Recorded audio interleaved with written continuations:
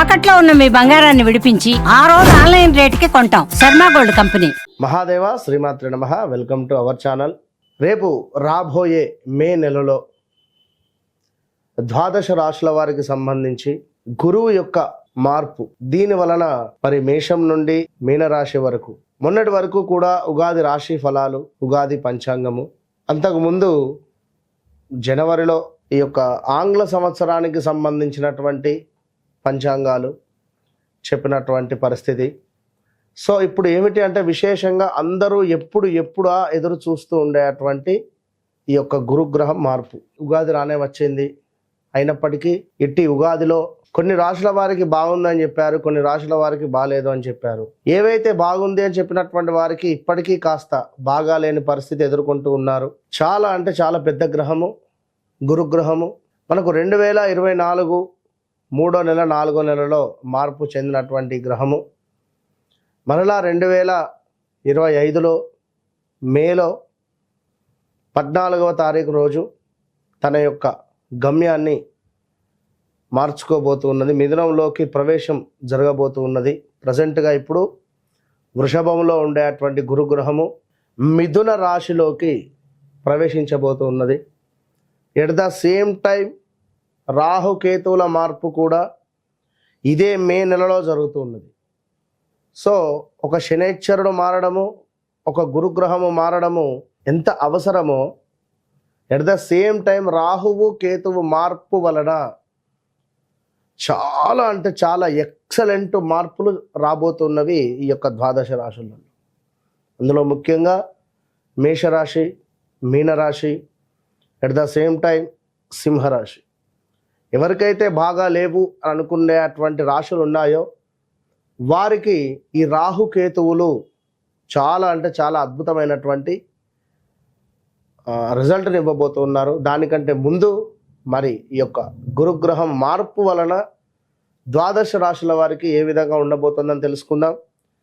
ముఖ్యంగా ఒక మాట, చివరి మాట, గోచారములో గ్రహస్థితి, గ్రహచారంలో గ్రహస్థితి వేరువేరుగా ఉంటుంది. సో మీరు జన్మించినటువంటి సమయానికి ఏర్పడేటువంటిదే గ్రహస్థితి. ప్రజెంట్గా మారేటువంటి గ్రహాలు గోచారం. సో మీకంటూ ఒక డేట్ ఆఫ్ బర్త్, పుట్టిన సమయము అనేటువంటిది ఉంటుంది. దీన్ని బేస్ చేసుకొని 100% చూసుకుంటే 99% అక్యురేట్గా ఉంటుంది. మరొక మాట, జన్మనామము వేరుంటుంది, వ్యవహారిక నామము వేరుంటుంది ఇక్కడ చాలామందికి. సో ఈ రెండిటికి సంబంధించినటువంటి విషయంలో కూడా కొన్నిసార్లు ఇబ్బందులు ఎదుర్కొనేటువంటి పరిస్థితి ఉంటుంది. కనుక అన్ని విషయాలను అర్థం చేసుకొని మీకు అద్భుతమైనటువంటి రెమెడీయా, రిజల్టా, ఏం జరుగుతుంది, ఏం జరిగింది, జరగబోతోంది అనేటువంటి అన్ని విషయాలు చెప్పేటువంటి వారు ఒక ఆస్ట్రాలజర్, మంచి సబ్జెక్ట్ ఉండేటువంటి వారిని కన్సల్ట్ అయ్యేటువంటి పరిస్థితి చేయండి. Okay, all the best. So ప్రతిదీ కూడా సబ్జెక్టు పరంగా 100కు 100% అక్యురేట్గా చెప్పేటువంటి పరిస్థితి అమ్మవారి దయ వల్ల మనకున్నది. కనుక మీరు ఎవరైనా కూడా ఖచ్చితంగా ఛాలెంజ్గా చెప్తున్నా, మీ డేట్ ఆఫ్ బర్త్, పుట్టిన సమయం మాకు ఇచ్చినట్టయితే ఖచ్చితంగా కూడా మీ జీవితంలో జరిగింది, జరుగుతుంది అనేటువంటిది 100% జరగబోయేది కూడా మేమే చెప్పేటువంటి పరిస్థితి ఉంది. సో ఈ విషయాన్ని మీరు గమనించుకోండి ప్రేక్షకులు. సింహరాశి వారికి సంబంధించి ఇందాక ఎవరో ఫోన్లో అన్నారు, సింహరాశి వారికి గురుగారు మే తర్వాత బాగుంటుందంట కదా. మే తర్వాత బాగుంటుంది, ఓకే. మరి ఇప్పుడు శనైశ్వరుడు అయితే, అష్టమ శని అయితే ఉన్నాడు కదా. అష్టమ శని వల్ల కొన్ని ఇబ్బందులు అయితే ఉంటవి. అందులో మా మహిళా మనులకు ముఖ్యంగా స్టమక్ రిలేటెడ్ ఇష్యూస్, అర్షమనులకు సంబంధించినటువంటి ఇబ్బందులు, లేదా గర్భసంచి సంబంధించినటువంటి ఇబ్బందులు, బ్యాక్ బోన్ రిలేటెడ్ ఇష్యూస్ వచ్చేటువంటి పరిస్థితులు, కాళ్ళకు బద్ధకస్తంగా అనిపించడం కానీ కాళ్ళ నొప్పులు ఎక్కువగా ఉండేటువంటి పరిస్థితి ఉంటుంది. సో కొంతమేర జాగ్రత్తగా ఉండేటువంటి ప్రయత్నం చేయండి.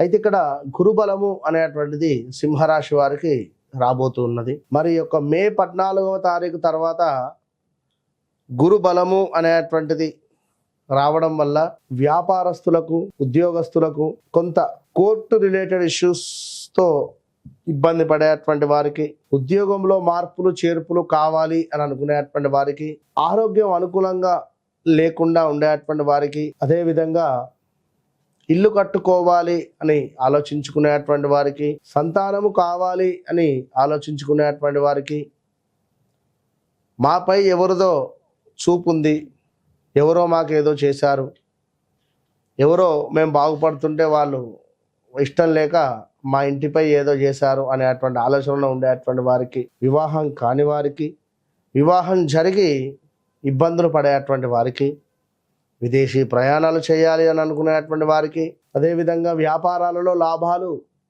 దండిగా రావాలి అనుకునేటువంటి వారికి ఈ మే 14 తర్వాత శుభంగా గోచరిస్తూ ఉంది.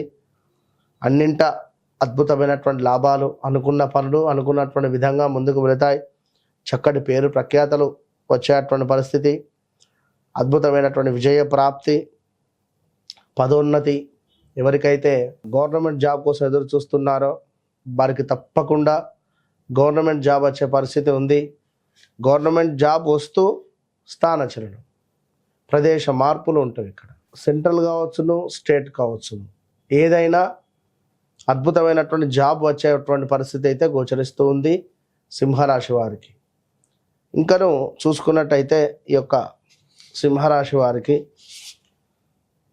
సుమారుగా ఈ యొక్క గురువు ఇచ్చేటువంటి అనుగ్రహం వల్ల అన్నింట లాభాలతో పాటు కొంతమేర మనకు పట్టుదల సడలింపు అయ్యేటువంటి పరిస్థితి, అదేవిధంగా ఆదాయానికి మించినటువంటి ఖర్చులు, అనూహ్యమైనటువంటి కొన్ని ప్రమాదాలు, కొంత వ్యవహారాలు కొన్ని వ్యవహారాలు మనం అనుకున్నటువంటి విధంగా ముందుకు వెళ్ళక మనకు ఇబ్బంది కలిగేటువంటి పరిస్థితి, బంధు విరోధాలు, అదేవిధంగా శారీరక శ్రమ అధికంగా ఉండేటువంటి పరిస్థితి కూడా గోచరిస్తూ ఉంది. దీంతో పాటుగా వివాహం కాని వారికి వివాహం జరగడము, అదేవిధంగా చక్కటి కార్యసిద్ధి, ఆరోగ్యం, అధికారుల యొక్క సందర్శనం, అంటే పనిచేసే చోట పై అధికారులు అకస్మాత్తుగా తనిఖీలు నిర్వహించేటువంటి పరిస్థితి, దీనివల్ల కొంత సిబిఐ కానీ ఇట్లాంటివి కొన్ని రైడింగ్స్ జరిగే పరిస్థితి ఉంటుంది. జాగ్రత్తగా ఉండండి. ఇంకా గృహములో కొన్ని ఇబ్బందికరమైనటువంటి సంఘటనలు, మీ కింద పనిచేసే వారితో ఎప్పుడూ కూడా ఆప్యాయంగా ప్రేమగా ఉండేటువంటి ప్రయత్నం చేయండి. ఎవరైతే సింహరాశి వారు ఉన్నారో మీకు గురువు చాలా అద్భుతంగా అనుగ్రహంగా రాబోతూ ఉన్నది. సో ధర్మమైనటువంటి వాక్కులు మాట్లాడండి. అబద్ధాన్ని నిజము అని నిర్భయంగా గట్టిగా చెప్పొద్దు. ఎందుకంటే దీనివల్ల ఇప్పుడు ఇబ్బంది పడేటువంటి పరిస్థితి ఉంటుంది. 100% కొందరు ఉంటారు అబద్ధమైనప్పటికీ అది నిజము అని చిటిక వేసి మరీ బల్లగుద్ది చెప్తారు. ఎదుటివారు నమ్మాల్సిందే ఇక. సో దాని తర్వాత మనం అక్కడికి వెళితే అయ్యో కాదు కదా ఇది, రక్తెందుకు అబద్ధం ఆడాడు, మళ్ళీ ఎంత సింపుల్గా తీసేస్తారు. నాతో ఒకళ్ళు చెప్పారు, నిజమే అనుకున్న, అయ్యో కాదా అయితే అది. సో అధర్మం ఇది దీన్ని మనం ప్రచారం చేయడం వల్ల ఈ గురువు యొక్క అనుగ్రహం మనకు లభించదు. సో ఓవరాల్గా సింహరాశి వారికి కొంత పర్వాలేదు. శనైశ్వరుడు అయితే అష్టమాత్ ఉన్నాడు కనుక తనకు సంబంధించినటువంటి కర్మ మనం అనుభవించాలి. ఎవరైతే సింహరాశి వారు ఉన్నారో వారు తప్పకుండా దత్తాత్రేయ స్వామి అనుగ్రహాన్ని పొందే ప్రయత్నం చేయండి. ఎల్లో రిలేటెడ్ ఉండేటువంటి క్లాత్స్ను వాడండి. ఎల్లో రిలేటెడ్ ఉండేటువంటి పెన్స్ను మీ గురువులకు మంచి పెన్ గిఫ్ట్గా ఇవ్వండి. పిల్లలకు కూడా పెన్నులను పంచే ప్రయత్నం చేయండి. All the best.